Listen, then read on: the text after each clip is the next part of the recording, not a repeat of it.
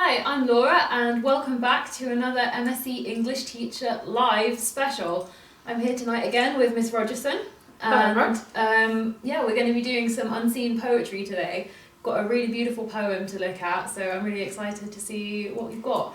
And before we get started, can we all take a minute to appreciate Miss Rogerson's hoodie?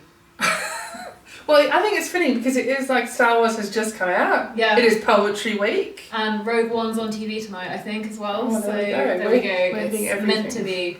Right then. Let's do some unseen poetry. Make sure you get your questions in. Anything English literature, but poetry especially. I'll be back to ask you some of those questions in a bit. Well, you can stay and do the first quiz question if you like, Laura. Okay, go on. Because we are trying some quizzing today. I have my magic elves in the corner working on the tech side of things. So we have a warm-up question. Are you ready, Laura? Okay, the warm-up question is, who is the current poet laureate? Now, you know what a poet laureate does? Yes.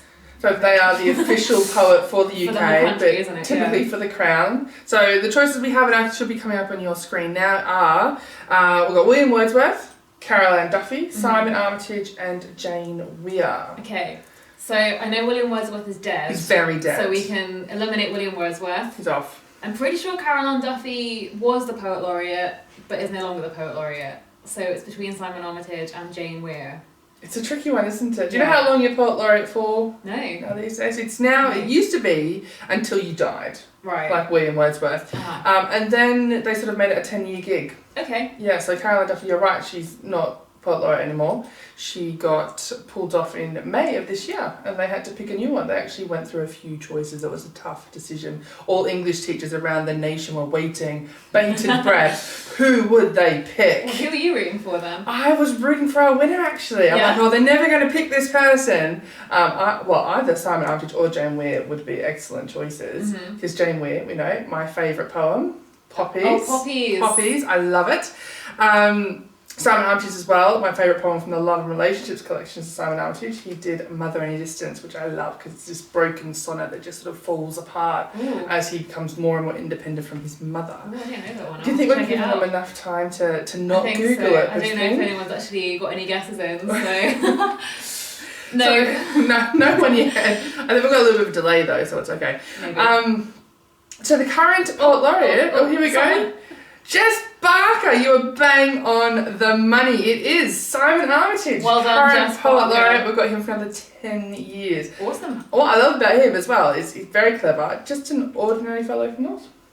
I love it. Yeah, he's not some classy, not some Shakespearean sort of thing. He just talks about ordinary things, about his family, and he's very available to students. You'll see lots of videos of him just having a chat about this is how you do poetry. That's really cool because I think poetry, we're not used to reading poetry in day-to-day life. It can feel like quite inaccessible for students and people in general, I think. It can be really confronting. Cool. So today we've got a few tips for basically the language and the sound side of poetry. It is Poetry Week. Miss Chris will be back on Tuesday and she's focused on the structure and form, which I think most people find the hardest about poetry, talking about that intelligently.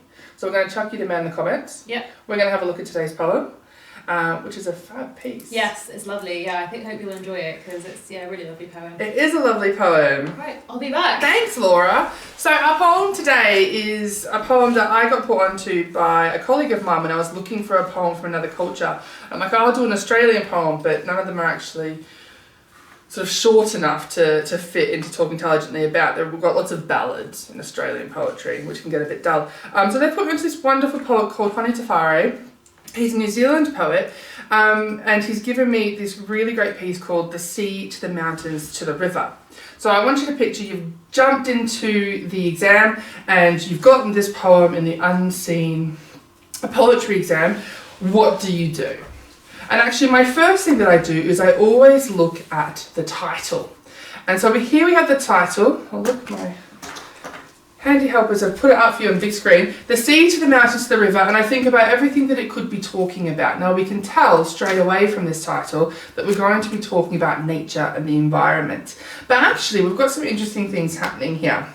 I've got these preposition to happening twice, suggesting that it's almost like a conversation. The sea in reference to the mountains, in reference to the river. And then we've also, for all of you sciencing people, actually seem to have a little bit of a water cycle going on, because what happens with the water cycle is you have the sun. Look at me getting technical, you thought this was an English book. The sun takes up the water to the mountains, and then it flows down the rivers back into the ocean, and so we have a natural cycle. Now, for unseen poetry, we do not have to consider the context, but the context of this piece is actually really lovely, so I'm going to bring it in. So Hone Te Whare is a New Zealand poet, a Kiwi poet, and he is a Māori man, and he often integrates traditional Māori culture into his poetry to talk about how the environment and how colonisation has an impact on the native New Zealand culture. And this is no exception. So in New Zealand's mythology, if any of you have seen Moana, which has to be one of the best films going around, I will not take any arguments on that. It is literally the best film in the world. In Māori mythology, and I'm sorry for condensing this a bit too much, you literally have the three brothers, the sea, the mountains, and the river, as gods in this culture. And so when you start to think of them, not only as being this natural cycle of water, but also the fact that in mythology they are connected, it makes this poem even that much more touching. So first thing, always consider the title and think about why the poet chose this title, because out of everything they've written, they came back to this and thought this was the most fitting. The next thing I do is I read the poem. Now we have linked the poem for you, I believe, below so that you can follow along with us. And we'll have a quick read of it, because poetry is meant to be read aloud. That's the whole form and function of poetry. When you get into the exam, of course, you can't sit there and talk aloud. So you have to get into the habit of reading it aloud to yourself in your head and hearing it as you're saying it. Now the tricky thing about poetry is that often punctuation is used a bit liberally, or not. It has different rules, and we can see that we can. So what you can see is that in the first stanza, for instance, we don't have any punctuation until the very end. And sometimes that can sort of mess up with how we want to read it, because naturally we want to read it line by line by line, but actually we should be reading it to the punctuation. So let's read through this poem very quickly and see if we can find a connection to the title, but also what is literally happening. It always helps to know what is happening, what is the story, what is the poem about, before you try to tease out any of the deeper meanings. So let's have a read of it together. Here we go. The sea to the mountains to the river by Hone Te Whare. Far off the sea beckons to the mountains. Austerely the mountains ponder, the cacophonic river tossing, the white splintered mane to the mist swirl.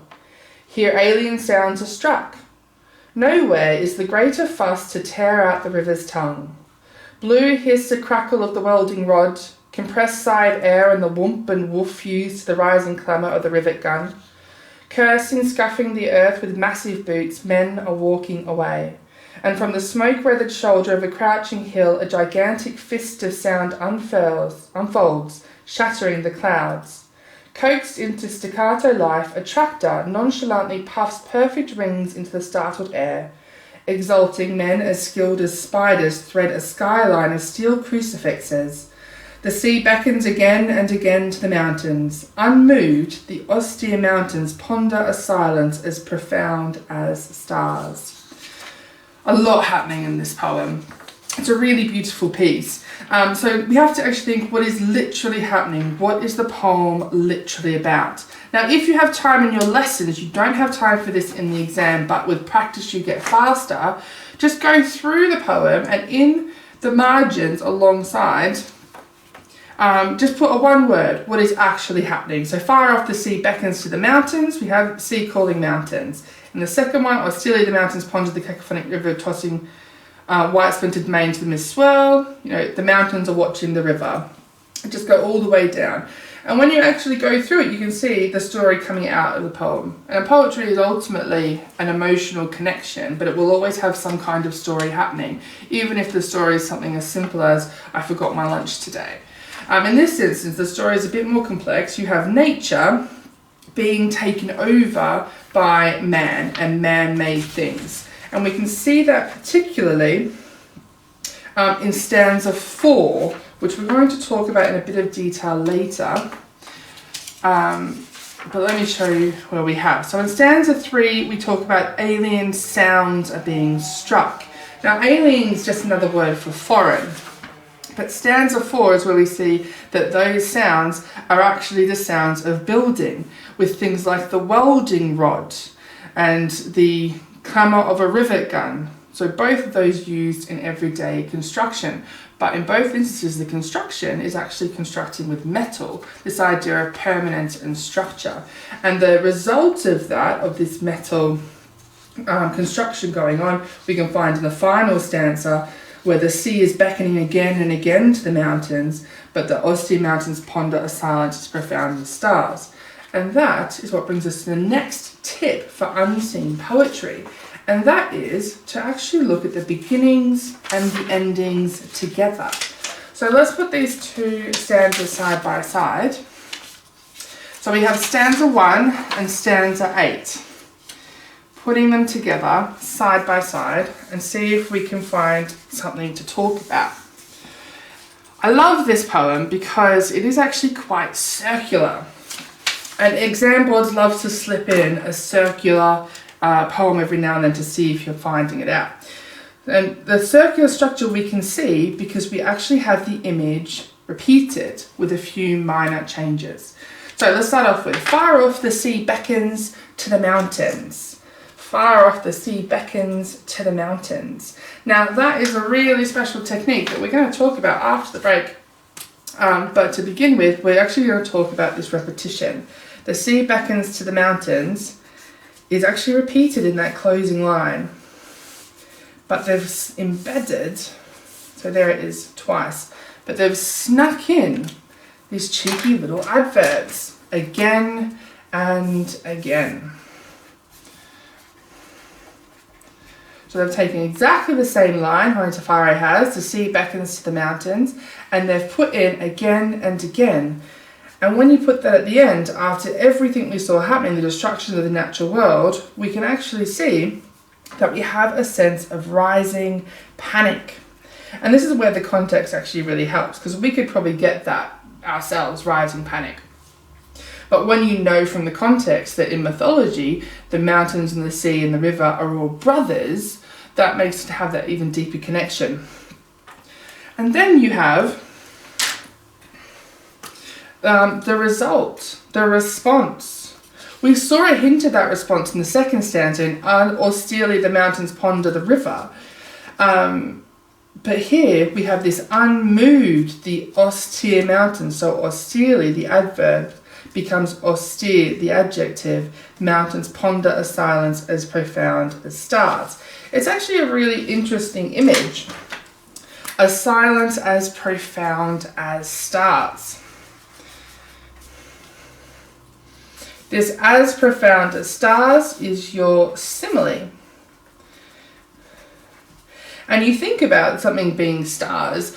Stars are, millions and millions of miles away. We can't hear them, we can see them.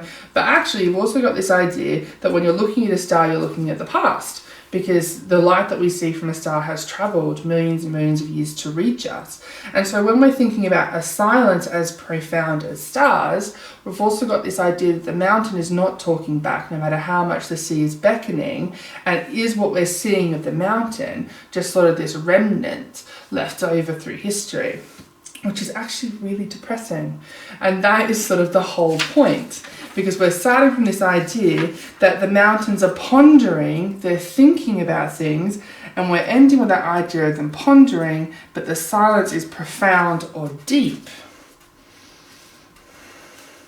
It's that deep and meaningful, like the light that we get from sound, or from stars.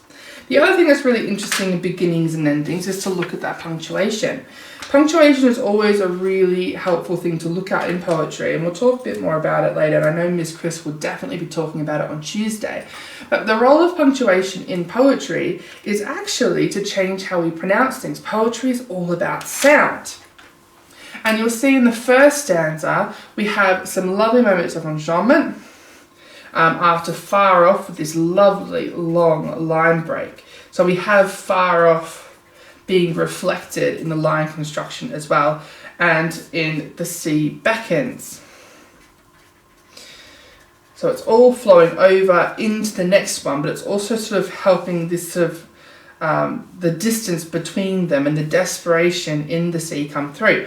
And then we get to this last line and we have an end stop, which closes off the stanza. And if you read your way down the poem, you'll actually see that each stanza gets an end stop. So they all are designed to be read alone. But what happens in the last stanza is that we have this introduction of the caesura. Now, caesura is a hard stop in the middle of a line, typically done by using a full stop, and it forces us to stop in a really unnatural place. And it's interesting, what we've got going on here is we have far off the sea beckons to the mountains repeated. The sea beckons again and again to the mountains, and this caesura, which is actually reflecting the silence of the mountains, not calling back to his brother the sea. Which leads us into this unmoved past tense of the verb and the enjambment that continues going on. So it's a really beautiful construction. So here's our question. We are going to go and have a little bit of a break into a trailer for the upcoming exam season, but here's a question for you to think about as we go through the break. So the question that I'm going to answer when I come back, and we're going to have some other questions as well, I believe. Laura, have we got some more questions? We do. She's nodding. Really helpful to nod and quiet. So after the break, here's your question to tide you over before we get into the trailer for the exam season.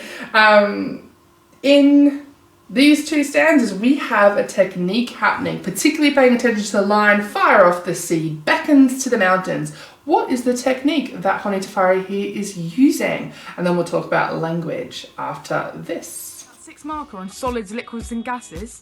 Yes, please. Thank you for that.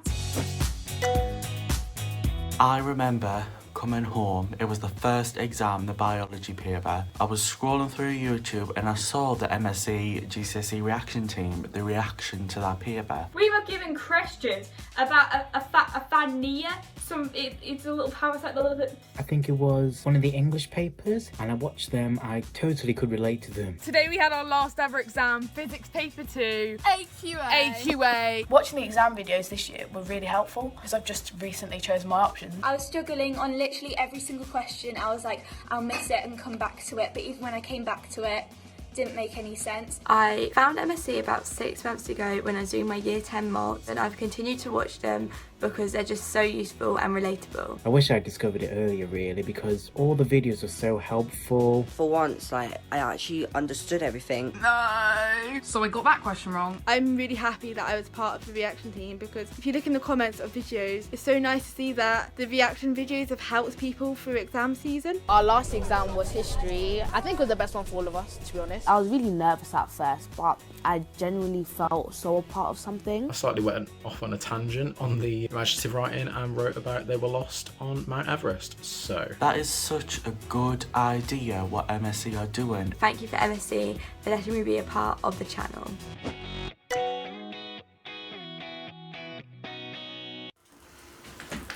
Hello, so we're back. We are back. Hope you enjoyed that trailer for our exam season next year. We're very, very excited. We've got lots of very, very big plans.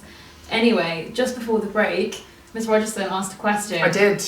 Which was, so in the first stanza, particularly far off the sea beckons to the mountains, what is the technique that Honi Tafari is using? Did we get any answers? No.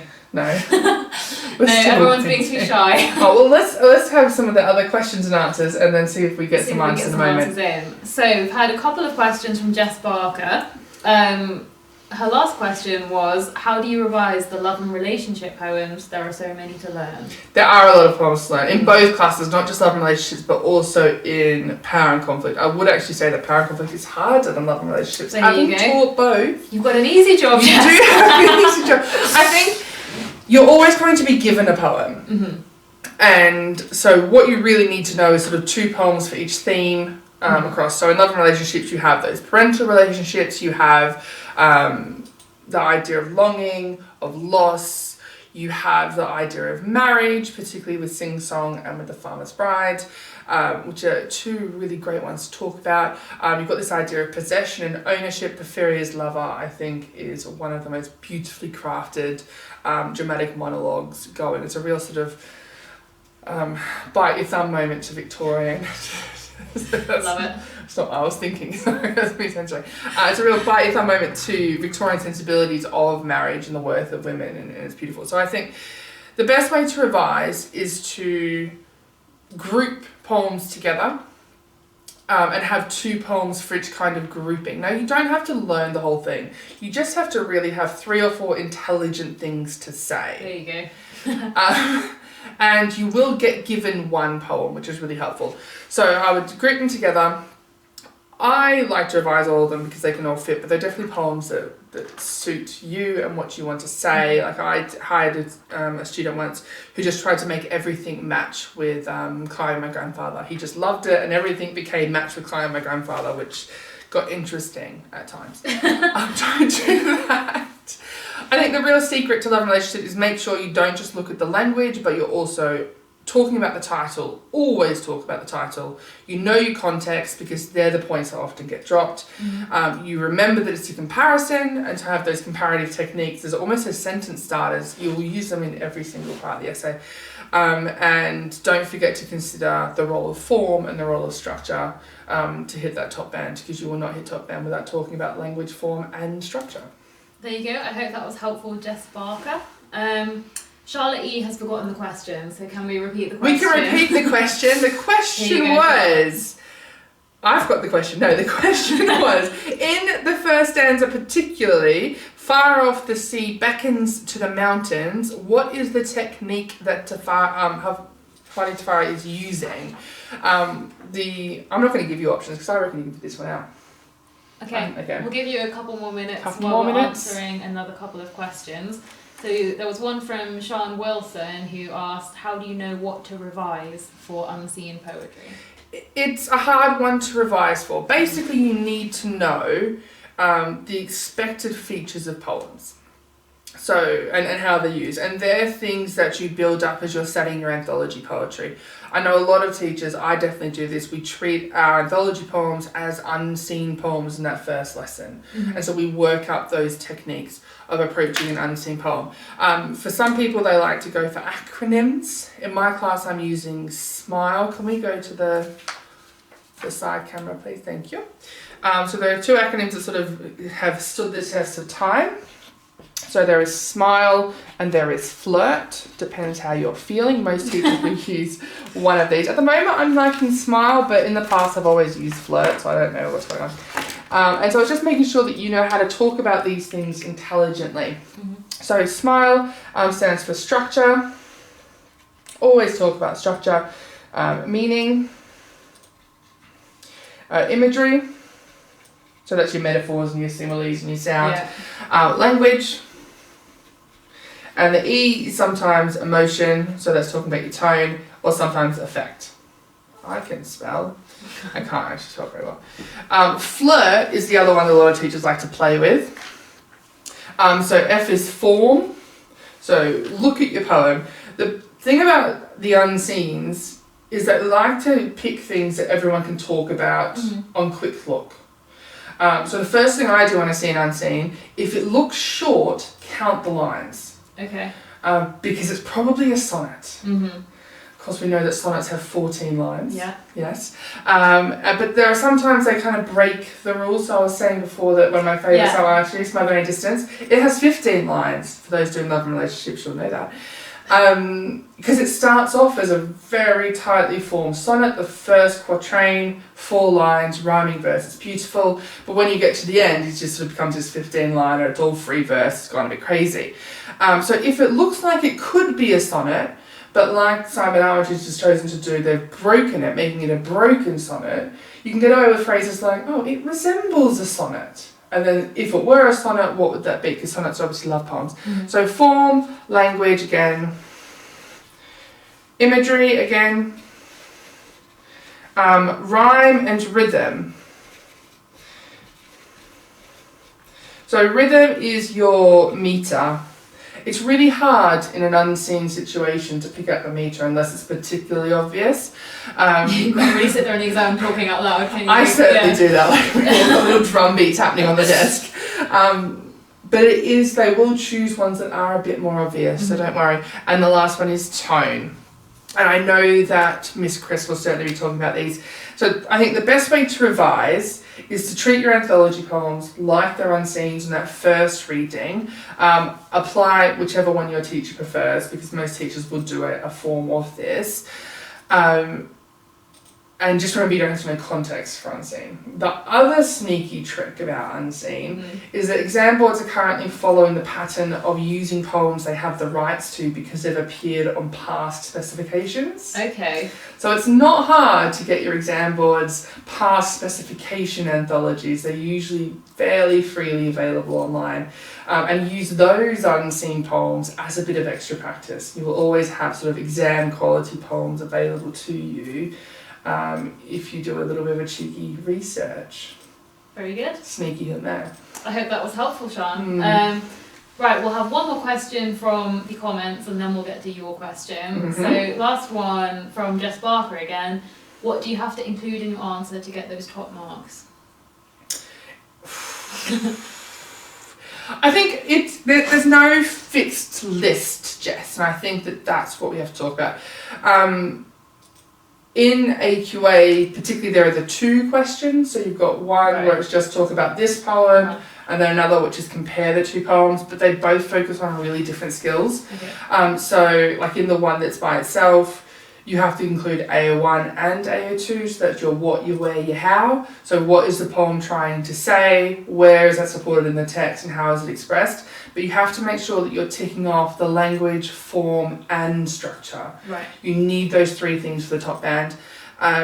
The second question is where most people lose their marks in the AQA, because it's only AO2. It's literally, this technique does this, and in this poem, this technique does this. That's the compare question. That's the compare question, and it throws so many students.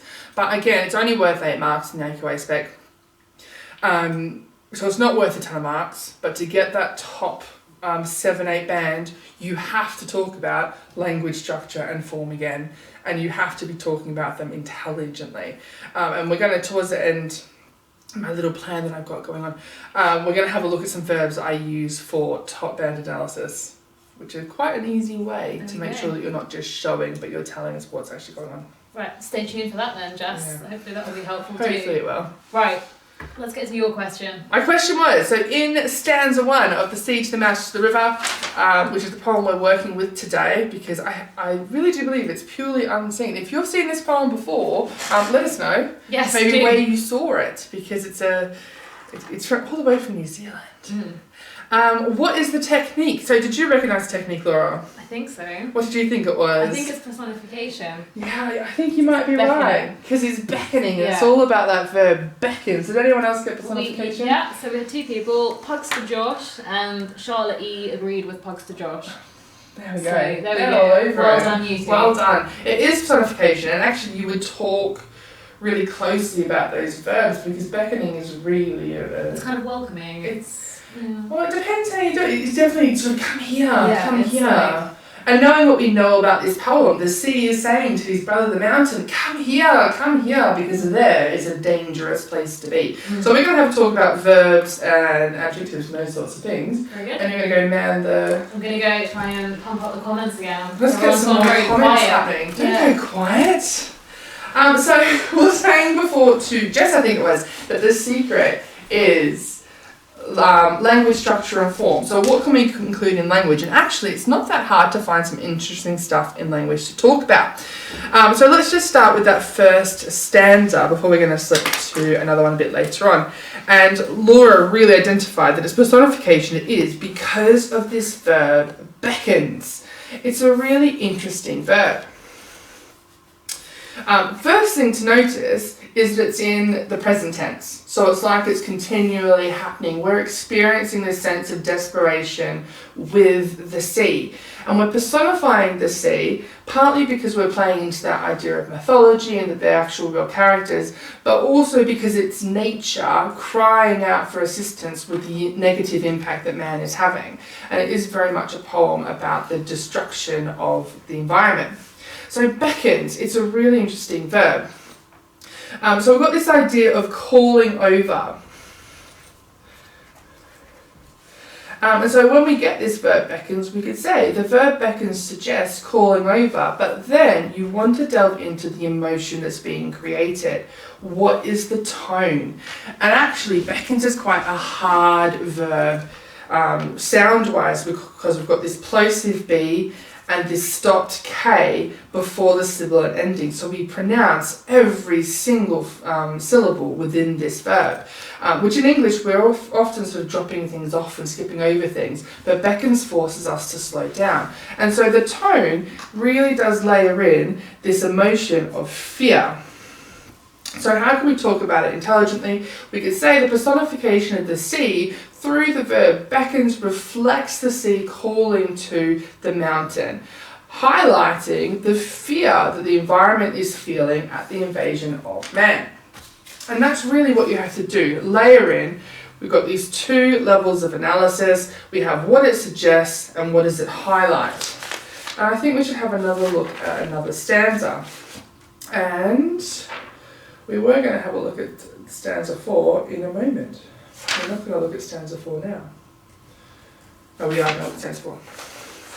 So let's have a look at stanza 2 very quickly, because we have some interesting word classes. Now, if you don't know your word classes, I do recommend you learn them, because they are a key stage 2 thing, and English is a cumulative subject. But one thing you may like to do is what I do, and have a sentence that you know the word classes of already, and then you can substitute things in to see where does it fit.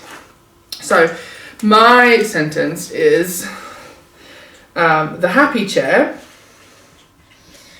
Nonsense is always helpful. Sits quietly.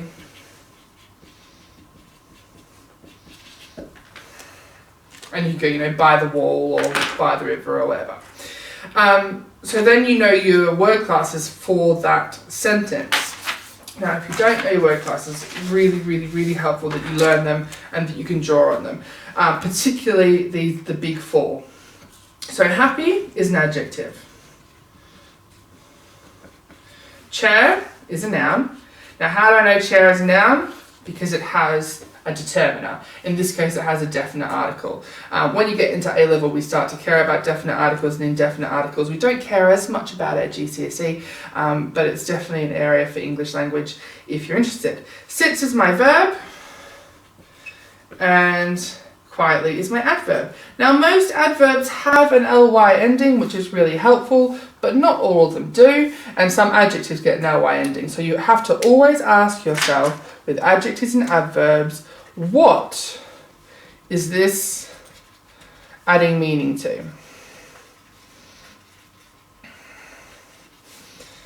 And if the answer is the verb, then it's an adverb, and if the answer is the noun, then it's an adjective.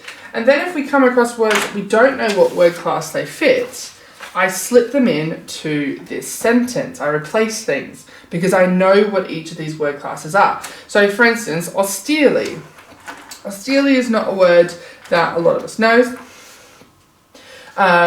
We see the ly ending, so we're going to predict that it's an adverb, and so we could get rid of quietly and say the happy chair sits austerely. Does it work? Does it make sense? Yes, it does, therefore it's an adverb. And so that's, if you're really unsure, learn a sentence where you do know it and then just play the substitution game. It will get you there 90% of the time.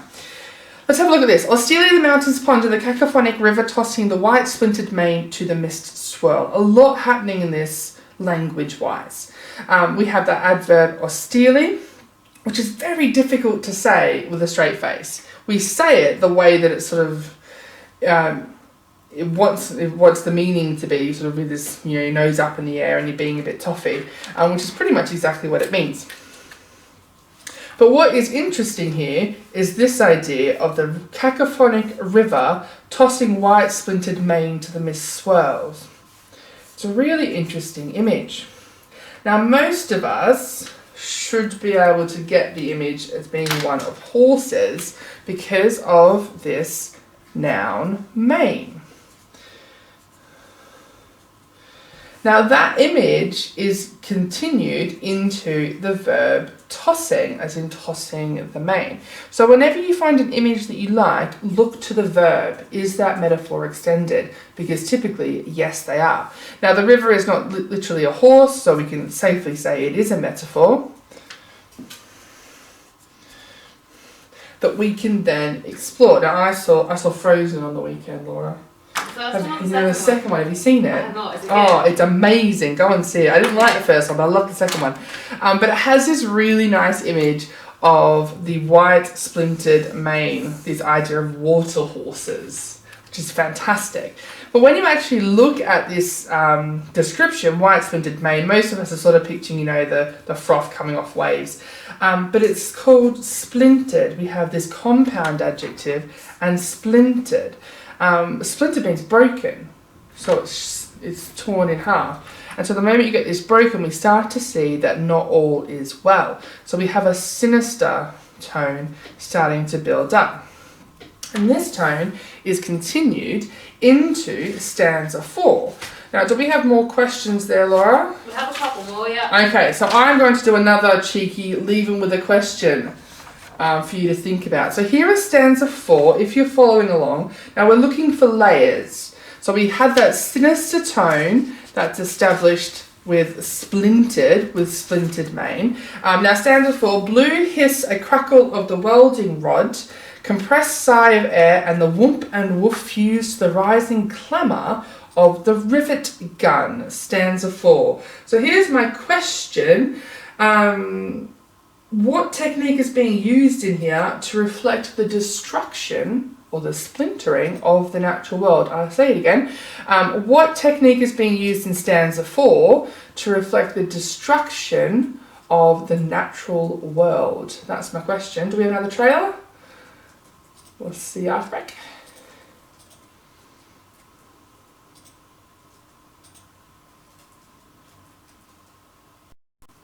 That 6 marker on solids, liquids and gases? Yes, please. Thank you for that.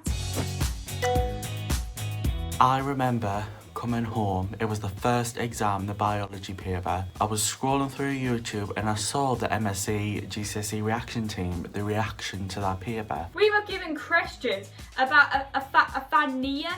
It's a little parasite, a little bit. I think it was one of the English papers, and I watched them. I totally could relate to them. Today we had our last ever exam, physics paper 2. AQA. Watching the exam videos this year were really helpful because I've just recently chosen my options. I was struggling on literally every single question. I was like, I'll miss it and come back to it. But even when I came back to it, didn't make any sense. I found MSE about 6 months ago when I was doing my year 10 mocks, and I've continued to watch them because they're just so useful and relatable. I wish I'd discovered it earlier, really, because all the videos are so helpful. For once, I actually understood everything. No! So I got that question wrong. I'm really happy that I was part of the reaction team because if you look in the comments of videos, it's so nice to see that the reaction videos have helped people through exam season. Our last exam was history. I think it was the best one for all of us, to be honest. I was really nervous at first, but I genuinely felt so a part of something. I slightly went off on a tangent on the imaginative writing and wrote about they were lost on Mount Everest. So that is such a good idea what MSE are doing. Thank you for MSE for letting me be a part of the channel. Right, so thank you for that. I hope you enjoyed our trailer for exam season. We're really excited. We've got massive plans, so make sure you're subscribed to see all that exciting content come May and June. Now, you had a question. I had a question. For the audience. Poetry week. So stanza 4, which reads, blue hiss a crackle of the welding rod, compressed sigh of air, and the whoomp and woof fused to the rising clamour of the rivet gun. Takes a lot of breath to say that. What's the technique that Hane Tafari is using to reflect the destruction of the natural world? Was my question. So I think we'll give the people in the comments a couple more minutes. Couple more minutes. We've got a couple more questions from Charlotte E in the meantime. Question 1. How long do you spend on the unseen question? It's a tricky one. It's not worth a ton of marks. Okay. And I think that really is your guiding point. So I'll stick with AQA for the moment because I feel like that might be the one that we're talking about. Charlotte, let us know if it's not.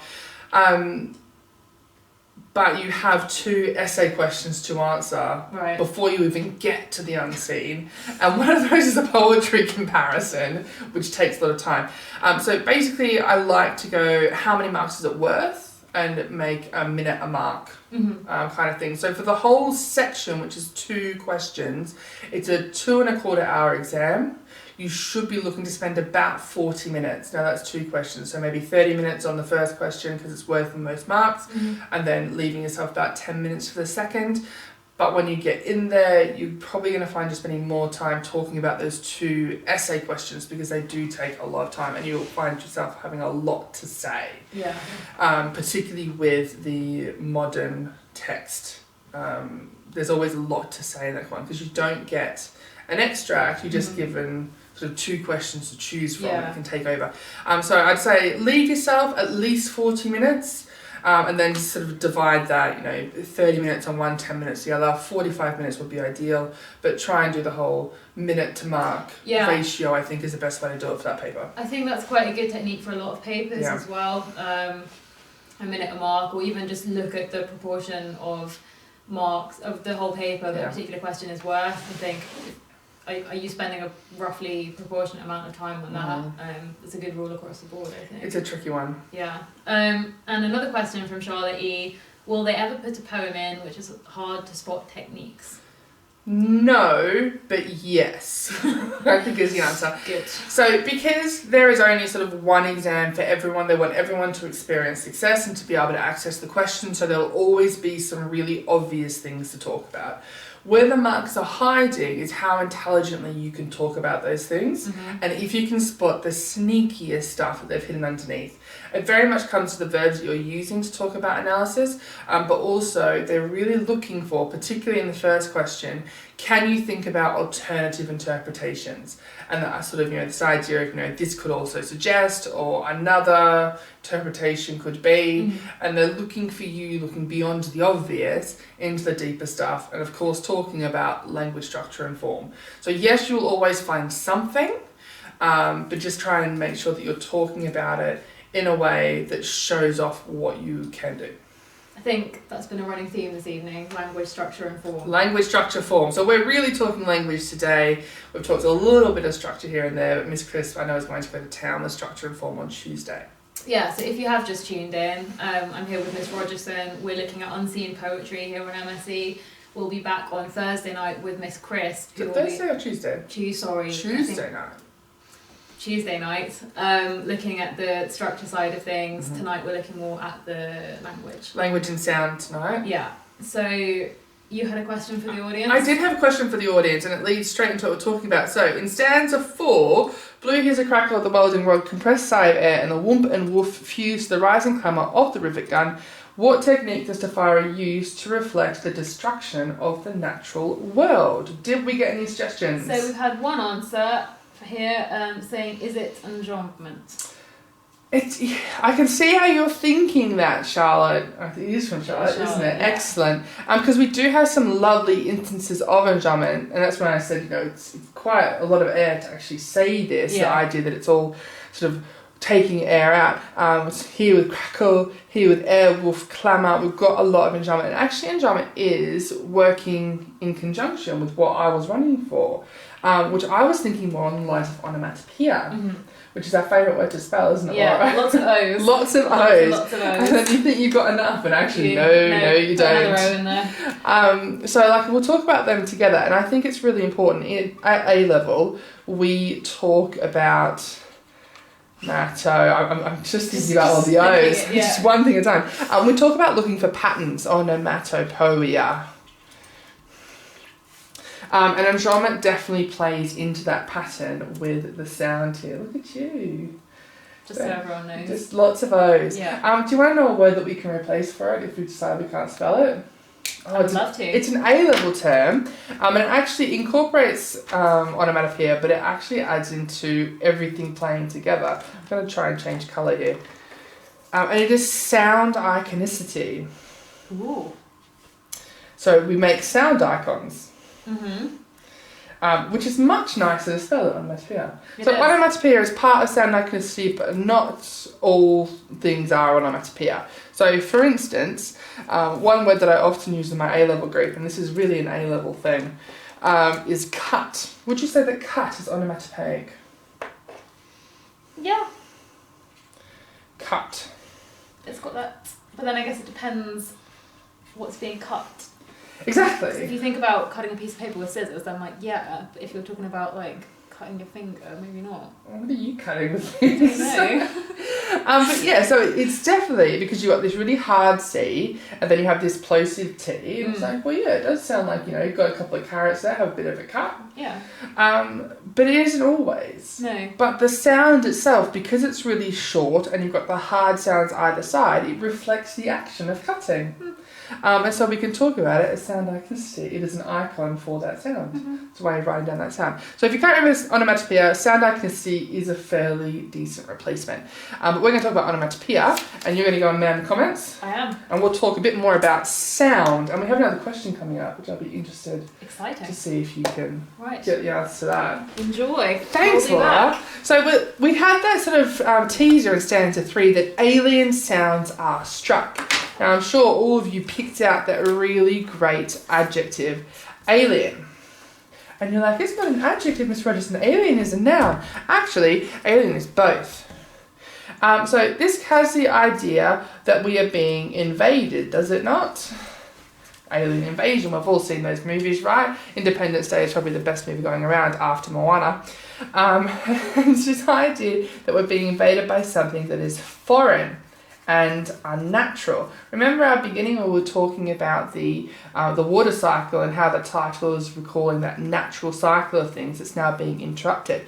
So we have this idea of it being unnatural and foreign, and it's talking about unnatural sounds, things that are not expected. And then we come into this great stanza 4. Let's have a look at all that onomatopoeia. I'm sure you've identified it.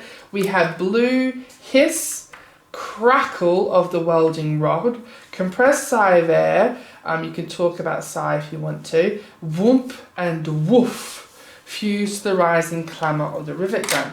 Now, even words that aren't onomatopoeic do still build up that idea of it being unnatural. And we have this great noun, in clamour. Now, a clamour is a big noise, but it has that idea that it's something that's not been planned in advance. It's really cacophonous. Now, we had cacophony earlier on. It means a really sort of uncomfortable or ugly sound. The opposite of cacophony is euphony, if you really care. You probably don't. But the thing about clamour is it's kind of like moist. It's a really uncomfortable word to say and to hear. That reflects what it's actually trying to get across. Let's have a look at that onomatopoeia that we've got going on. We have hiss, which has got that beautiful sibilant ending. Snakes hiss. Hiss is always a really sinister sound. And that was where we're leading from, the idea that they're splintered, so it's sinister. Crackle, we've got those really harsh stops in the C's. Whoomp and woof, really aspirated sounds. And they're the aspirated H's. There's nothing to hold on to. They're really floaty and flowy, but they're not natural. And so it gives that mechanic side of things, and we can really hear a factory starting to be put together. The hiss and crackle of a welding rod, I don't know if you've ever seen a welding rod being used, but that's exactly what you hear. The hiss of the gas coming on and it crackling as it joins up. And see how it flows into the next stanza. Still sticking with sound, we have this idea of men reflecting of their boots, scuffing the earth. So the earth is nature, has two different things. So the the obvious form is the ground or soil that we walk on. Now, when you walk with massive boots over any kind of earth, it does kind of leave a mark of your footprints. But then we've got the connotation that the environment itself is being scuffed. When things are scuffed, it's because you're often sort of doing so disrespectfully. So these men with their massive boots are scuffing at nature, just walking around with a smoke-wreathed shoulder, and then we've got this real idea of violence against the earth, a gigantic fist of sound unfolding, shattering the clouds. Gigantic fist of sound. It's a metaphor, but also it's not really.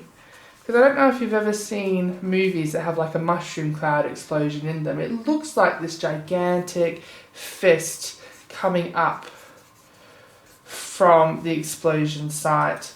And so we've got a crouching hill. This adjective crouching suggests vulnerability. And man just going completely overreacting with this massive explosion. The soundscape is continued towards my favourite stanza, which is stanza 7, but in stanza 6 we have coaxed and staccato life, attractor nonchalantly puffs perfect rings into the startled air. Puffs perfect rings. We've got this really great alliteration happening in here, and it's actually plosive alliteration. Now, I do recommend that you learn probably the big 3 of alliteration because it gives you some really intelligent things to say. So here they are, or maybe you know. So the big 3 are plosive, fricative, and sibilant. Now, sibilant you probably know from its noun form, which is sibilance, which just means sibilant alliteration, which is easier to say. Now, the best way to remember plosives and to look a bit silly during your exam, which is secretly every teacher's dream, is to get your fingers and to put them just in front of your mouth, about an inch away from your mouth, and to say it. And anytime you feel a rush against your fingers, it's likely you're saying a plosive sound. So typically, they are P's, B's, and some T's, not all, some K's, not all, and some D's. Now I say not all because these can also be what we call stops, where they stop all of the air and stop it from going forward. Now the thing about plosives is that plosives are like explosions, and so they're quite violent. So if explosion is probably a really good word to test plosives. You put your fingers just in front of your mouth and you say explosion, you will feel that rush with that P, telling us that P is a plosive. And plosives, depending on what we're doing, will often have a quite violent or strong connection with it. Have a look at stanza 6. Coaxed and staccato life attractor nonchalantly puffs perfect rings into the startled air. So we have a plosive here with puffs and a plosive here with perfect. And so this alliteration of the plosive P reflects the violent force of the non-natural item being the tractor and the impact that it is having on the air. The next form of alliteration that's most common, and I do recommend you learn, are your fricatives. Now your fricatives are typically your F's, your V sounds, but your V, and any kind of THs. Now there are 2 THs. There's a voiced and a voiceless. Okay, these are both THs. And fricatives is where the air is slowed down, but it's forced to push between your teeth and your tongue, your teeth and your lips. We won't go into all the fancy names for things. And they, depends on the case, they can do 2 different things. They can make it seem quite breathless, but equally they can make it seem quite rushed, and sometimes they can be quite sinister. In this one, we've got a lot of fricatives towards the ends after the violence. We have life, there's a fricative there, and puff, and perfect. So our fricatives, rather than being alliteration, they're consonants, they're appearing within the word itself. And it really does speed over what's happening, forcing us to read these P's and the sibilant in startled, which makes it seem faster and faster in partnership with the enjambment. The last one is sibilants. Any kind of s or sh sound. I'm not going to give you the IPA for that because that would just confuse you. And again, it has two different uses. Sometimes they can seem really, really sinister, like a hissing snake, like we saw earlier with the hiss and crackle of the welding stick. And sometimes they can make it seem quite fluid and floaty and quite romantic. So have a look at stanza 7. And I'm sure we have a few more questions, don't we, Laura? Ready for me to leave them another question about stanza 7? People have gone a little bit quiet. Oh, okay, I can keep on talking, that's fine, I have no problems. Have a look at stanza 7. And stanza 7 is actually a really interesting stanza. We have exulting men as skilled as spiders thread a skyline of steel crucifixes. So we can see tons of alliteration happening in stanza 7, and it is all this sibilant alliteration. So we have skilled as spiders, skyline of steel crucifixes. And then we have all these S's at the ends of words. It's crucifixes. So it's basically a sentence full of S's, and that really does bring this sinister tone to a head, especially when you layer in what's actually going on. So let's look at the language in conjunction with the sound and all the techniques happening in here. So we have exulting men. Is this an adjective or a verb? It can be both, and you could talk about it both ways. I'm going to talk about it as an adjective because we have this verb continued down here, thread. So it's pre-modifying, so it's a modifying adjective because it's giving meaning to men. And exulting carries with it a sense of celebration.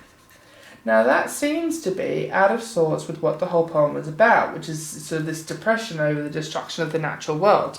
And so we're really juxtaposing how the colonists are feeling about coming to this new land. So they are exulting, they're celebrating, but also it builds up a sense that they feel powerful. Powerful and entitled. Then it leads us into, remember we're talking about the S's, the sibilant alliteration giving it a sinister tone.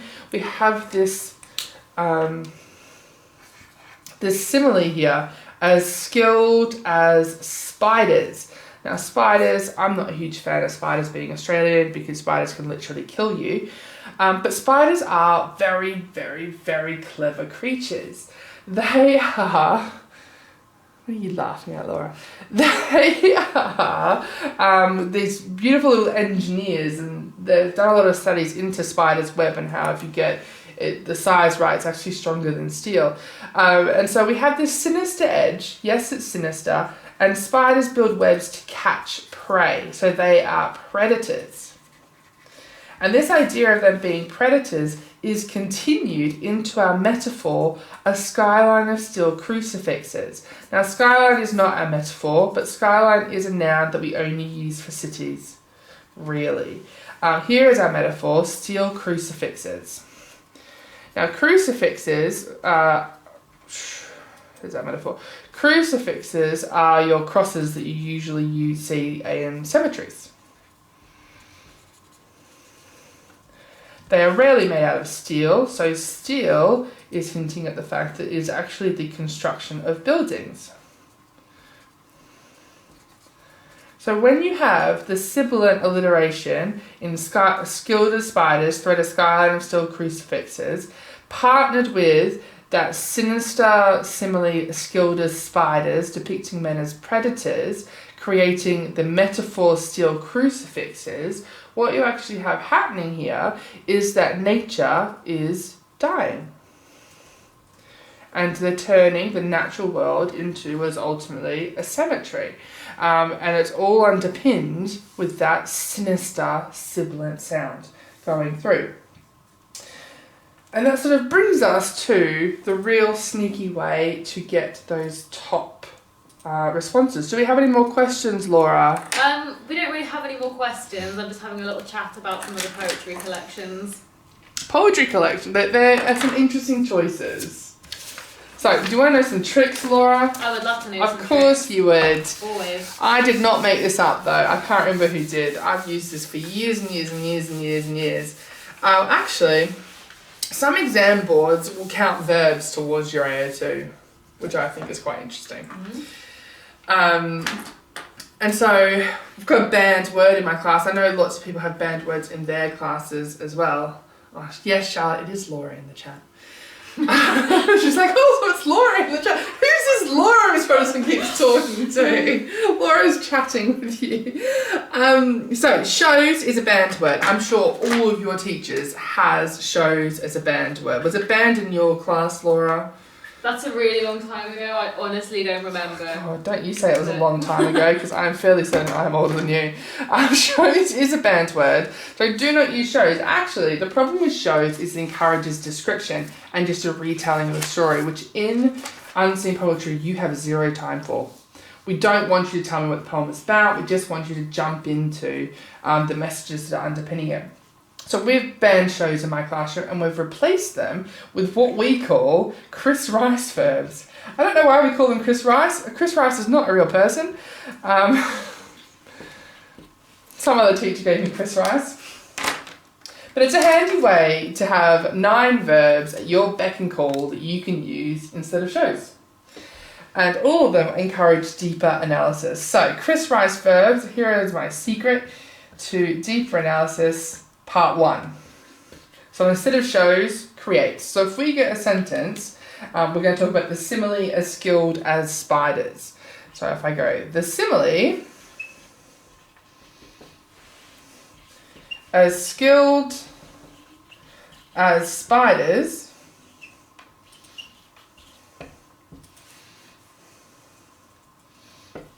okay. In your first instance, if you say shows, that sentence is not going to end very deeply. Shows that men are dangerous to the environment. It's not that enlightening. Because you're describing. What if we said creates? The simile, as skilled as spiders, creates a menacing tone, suggesting that men are predators. Already, I'm getting a bit deeper. So, get rid of shows. Maybe use creates. H, highlights. I love highlights. I wish people used it more often. R, reflects. If you're desperate to use shows, use reflects instead. I, implies.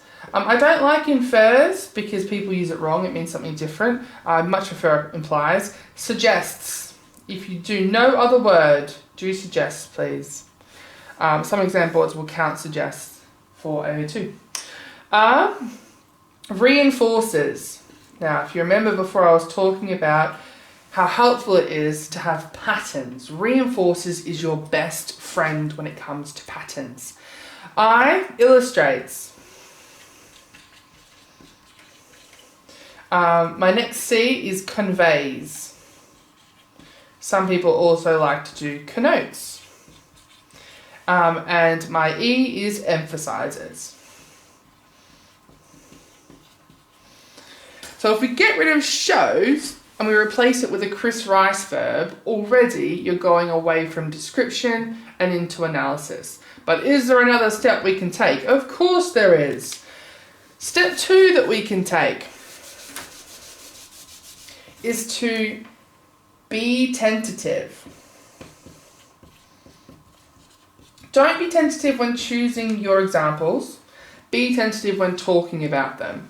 So the way that we are tentative is that we use those modal verbs for suggestion. So for instance, may, could, and might. The simile, as skilled as spiders, may suggest And then you can say whatever you want because you're being tentative. You're not being overly confident. And you definitely sound like you are thinking more widely, which leads me into the third one. You are not going to hit top band in any of your poetry questions without thinking about alternatives. Consider alternates. It's definitely something, alternates. In poetry, the examiners' reports are often looking for. Did they think about alternative interpretations? And that's where phrases like, this could also reflect, come in handy.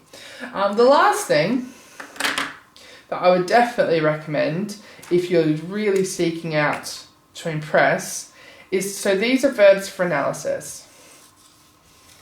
9 verbs that will never serve you wrong. But what we really want to see is this idea of evaluation. So evaluation is where you change the discussion of the poetry from this is what the author is doing to this is what they're trying to express. This is why. And so we have verbs for verbs of evaluation. Because it shows you have a personal connection with the story and you understand the actual purpose. So for instance, with the sea to the mountains to the river, we could talk about the idea that they're being described as spiders. So what is Honi Tafari trying to express about these men? Well, he's trying to say they're doing the wrong thing. He's trying to condemn them. So I can go back to my first starter, which was the simile, as skilled as spiders. And then my verb for evaluation is the emotion, the tone, condemns. The destruction.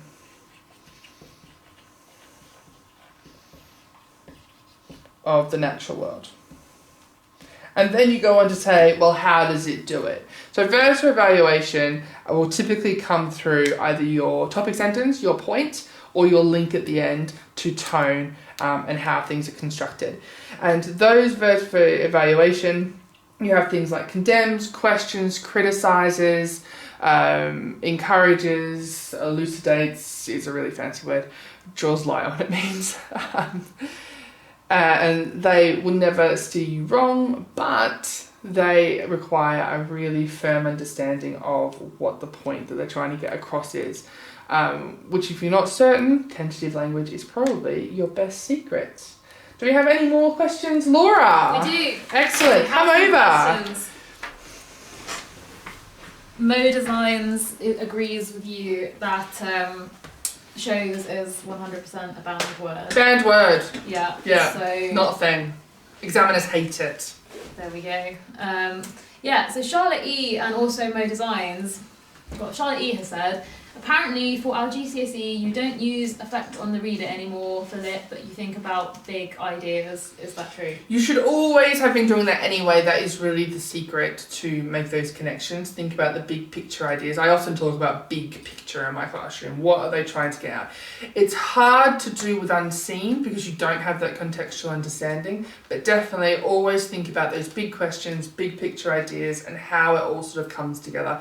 A lot of exam boards are really embracing that sort of what, how, why approach. Mm-hmm. In my class, it's what, where, how, why, so you're being nice and precise. As long as you pick your examples well and explore the language and then the implications for that, you'll be in a safe space. Very good. We have a question from Winkfish. What are your top 3 tips for answering the unseen questions? Ooh, okay. Language, form and structure.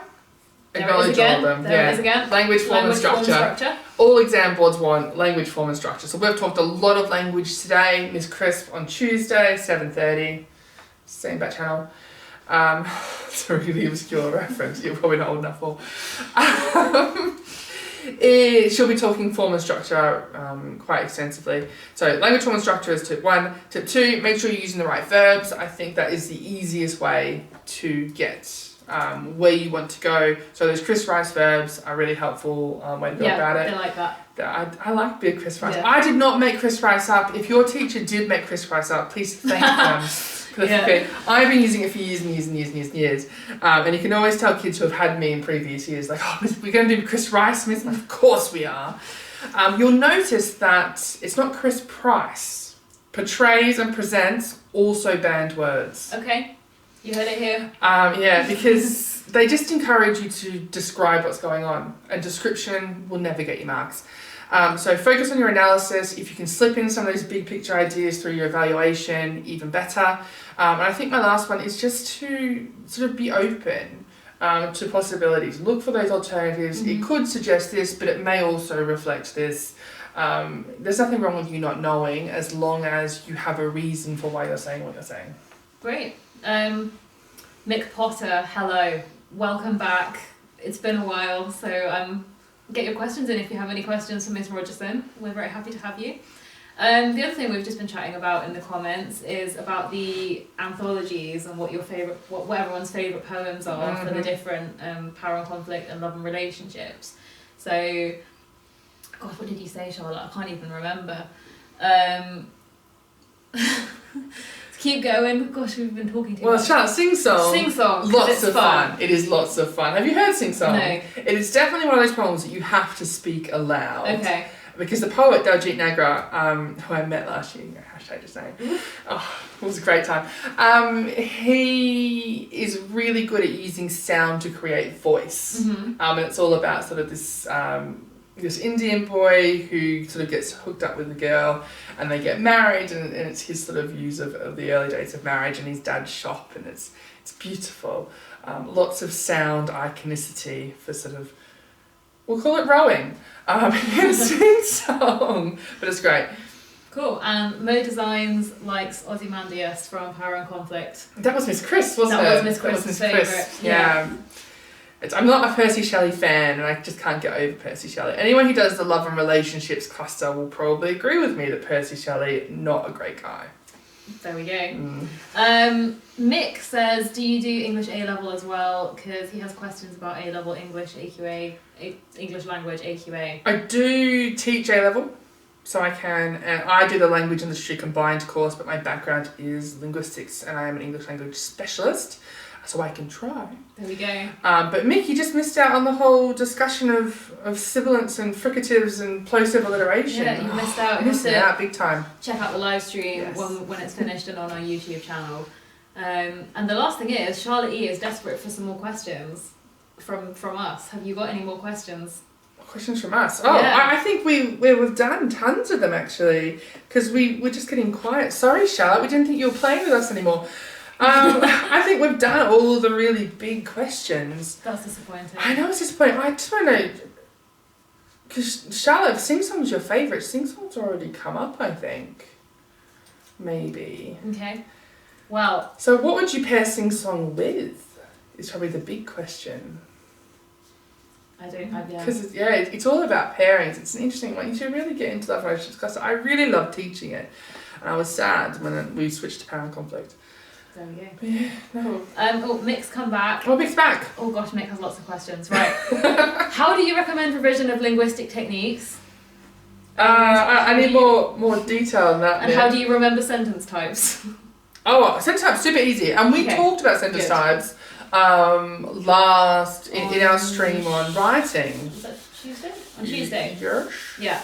So we did a creative writing live stream on Tuesday, which is up on our YouTube channel, where we did talk a bit about sentence types. Now, Mick, do you want sentence types or sentence moods is the real question, because they're two different things. And it depends what you want to do with them as well. So, Mick's talking about the A-level English language. I love the A-level English language. I don't teach it, which is a great sadness, because it's really the science of English. It doesn't follow GCSE English at all. Okay. And so if you're someone who's thinking, I want to do A-level, but GCSE English language is a bit unseen, which it is.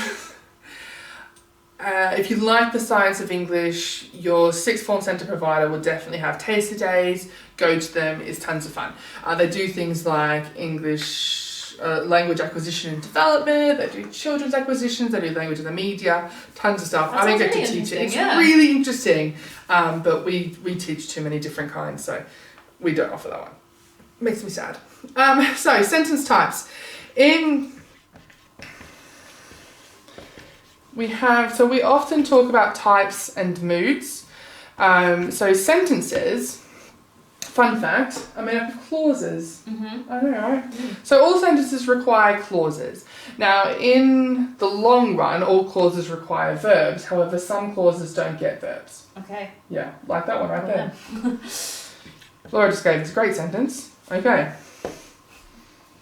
No verb in that, Laura. No. So it's not a clause, but it's finished. You've done saying what you need to say. Actually, you gave me a little bit of speaker support. I really appreciate that. Mick would understand that, hopefully. So this is called a minor sentence because it is a minor clause. Now, the shortcoming with a minor sentence or minor clause is that it has to be contextualized. Otherwise, it doesn't make sense. Mm-hmm. If you just walked around saying "okay," people would think that you're crazy. Yeah. So it has to be in the space of a conversation. Otherwise, it just doesn't make sense. Our next sentence types are our simple sentences. Now, I hope, Mick, that this is what you want and you don't want me to go into moods. No, he said sentence types, please. Yeah. So simple sentences are a single clause sentence. So typically in English, they have a subject, an object, and a verb. Mm-hmm. Oh, sorry, we're a subject, verb, object language. Subject, object, verb is a different language. So, for instance, I like ice cream is usually my go-to. Back in the days when I taught French. J'aime la glace. So that's a simple sentence. We have a subject, we have a verb, we have the object that I like. Some simple sentences don't need an object. We could replace it with a pronoun, or it could be I do, or anything can be. As long as it has a verb in it, it is a sentence, because they need clauses, need verbs. So that's your simple sentence. Often people use simple sentences to express factual information. They have neither extra fluffy stuff to be direct, or if they're young. Simple sentences are a reflection of youth, which is helpful if you're going to talk childhood acquisition. Next up is compound sentences. So compound sentences are two independent clauses which are joined together with some kind of connective. When you split them up, they can stand alone. You might have to repeat the noun. So for instance, I like ice cream and chocolate. And chocolate ice cream, but that's a different story. So in this case, I actually have two clauses going on. I have I like ice cream and I like chocolate, but to save myself repeating myself with I like, I've replaced it with a compounding connective, in this case, and. And these are really interesting things to look at, go case by case, particularly interesting when they make up part of a syntactic list. And adverts do that quite a bit. I often will look at adverts for syntactic lists because it gives a sense of things compounding, this and this and this and this and this, and you've got multiple layers of things, and then it just feels like everything's getting a bit overwhelming because you individualize each item in that list. And the last one are complex sentences. Now, complex sentences require multiple clauses, but you will only have one main clause, and every other clause that you have are subordinate clauses. So the subordinate clauses cannot exist on their own. They require a main clause in order to make sense. Typically, you'll see them formed with some form of punctuation, but it can also be formed with a relative pronoun like which. So they're your 3.5, because technically minor sentences aren't a sentence, but they are in everyday language. They're your sentence types. Hope that helps. Yeah, I hope that was helpful, Mick. Oh gosh. It's about a sentence like this. The front room, the largest room, is full of decorations. Is this one independent and a dependent clause, or is it three different ones? Yeah, so that's a classic example of your complex sentence. So the front room is full of decorations is your main clause, and the largest room is an apositive phrase, adding in sort of a subordinate clause of extra information. But that's a classic complex sentence. Great, thanks for your question, Mick. have we got more stuff to look at? With No, the I poem? think that we are wrapping up. Okay, well, we have a couple more comments from Charlotte then. She says that she would compare Sing Song with Before You Were Mine because they both rebel against their parents. Yeah, good choice. Good choice. The tricky thing with Before You Were Mine, of course, is that she doesn't really focus on that relationship side, so you'd have to get a really precise question of rebelling against your parents for that to work. But I think that could be really interesting, particularly since Before You Were Mine, you've got a really different structure. And that sort of focus on memory and the future. So it could work really well. The other classic, of course, is The Farmer's Bride, which is looking at that idea of arranged marriage. Cool. And let's go with one more question from Charlotte. How do you become one of those people who reacts to the exams rather than just like... you know what I mean? A reactor in the React videos that I love so much. So I think that's what she means. Is that what she means? I think that's what she means. I think she wants to know, how does she get onto your reaction videos? I thought that she was asking, like, what are the best techniques for like dealing with a question rather than using all your prepared answers. But don't prepare answers is really the... We've had that question before. I'm being a bit slow here, Charlotte. If you want to be in our exam reaction team, all you need to do is go on to the Google Play Store or App Store and search for the MSE Contributor app and then download that, and it should be pretty easy to go on from there. You just need to log in and then you can see everything. You can see our live streams and tasks and things like that. It's simple. So yeah, thank you very much for watching, everybody. I'll be back on Tuesday evening at 7:30 with Miss Crisp. We'll be doing some more unseen poetry, looking at the structure side of things. Structure and form, form rather than the language. Because that's actually, I think, our takeaway from tonight. Structure, language, structure, form. Talk about more. All of your poem questions. Yeah. So yeah, thanks for watching, guys, and we'll see you again soon.